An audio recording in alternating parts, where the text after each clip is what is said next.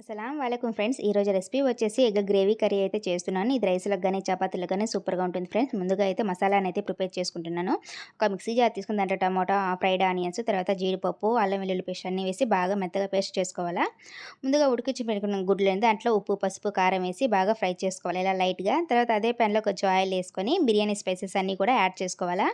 కొంచెం పచ్చిమిర్చి కూడా వేసి లైట్‌గా ఫ్రై చేసుకోవాలి. ముందుగా అయితే మనం ప్యూరీ చేసి పెట్టుకున్నాం కదా, అది మొత్తం వేసేసి కొంచెం పచ్చి వాసన పోయేంత వరకు అయితే ఫ్రై చేసుకోవాలా. తర్వాత స్పైసెస్ అన్నీ కూడా యాడ్ చేసుకోవాలా.